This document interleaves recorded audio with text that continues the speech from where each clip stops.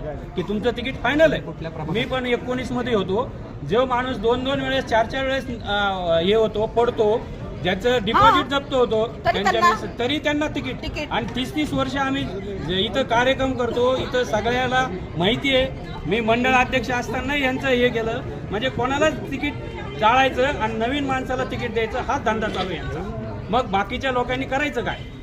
जुन्या कार्यकर्त्यांनी करायचं काय? नव्या कार्यकर्त्याला यायचं, त्यांनी जेव्हा मावा मानायचा तेव्हा महिला पदाधिकारी लागतात तुम्हाला, तेव्हा तुमच्या कार्यकर्त्यांच्या बायका कुठे गेलेल्या असतात? त्यांच्या बायकांना काढायचं ना बाहेर, त्यांच्या बायकात एसीत बसतात आणि आमच्या महिला कार्यकर्त्यांना म्हणतात लागा कामाला, करा, इतक्या महिला आणा, तितक्या महिला आणा। ही कोणती पद्धत आहे वागायची? मग आम्हाला आश्वासन नका देऊ तुम्ही, पण निदान कुठेतरी तर तुम्ही विचार करा। एकदा झालं, दोनदा झालं, आता हे दुसऱ्यांदा डावललं झालंय मला। मग हे योग्य नाहीये, हे योग्य नाहीये। मी रडणार नाहीये, मी लढणार आहे। मी तुम्हाला सांगते, मी रडणार नाहीये, मी लढणार आहे। मी इथे उपोषणाला बसणार आहे। आणि बरेचसे कार्यकर्ते येणार आहेत इथं आता, जे जुने कार्यकर्ते 30-30 वर्ष त्यांना काम झालेलं आहे, ते कार्यकर्ते आता इथं येऊन 30-30 वर्ष झालेले आहेत। आज म्हणायला गेले तर तुम्ही पदावर आहेत, मग तुम्ही पण उतरा ना। तुम्ही पण काय 30-30 वर्षापासून आहेत नेते मंडळी, तुम्ही पण खाली पाय उतरवा। तुम्ही आम्हाला म्हणतात ना, पण तुम्ही पण पाय उतरवा। आज जेव्हा भारतीय जनता पार्टीचं काही नव्हतं तेव्हापासून आम्ही कार्य करत आहोत, तेव्हापासून आम्ही कार्य करत आहोत। आता भारतीय जनता पार्टी आता नंबर 1 ला आणून सोडली आहे, तर जुन्या कार्यकर्त्यांची हेळसांड करतायत तुम्ही।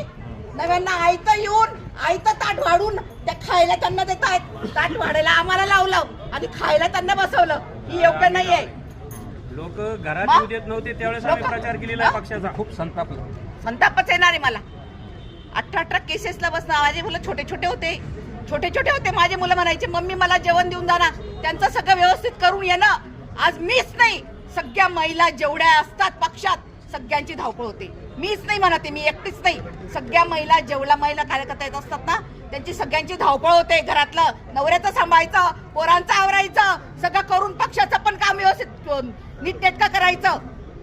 आणि आयतं त्या जेंट्स कार्यकर्त्याच्या महिलांना तुम्ही घरात एसी राहिलेल्या महिलांना तुम्ही तिकीट देतात आयतं, म्हणजे स्वयंपाक आम्ही करायचा, सगळं झाडपूस आम्ही करायचं, ताटा आम्ही लावायचे आणि आयतं जेवायला त्यांना बसवायचं। ही कोणती पद्धत आली? नाही, भाजपने आत्मचिंतन करायला पाहिजे।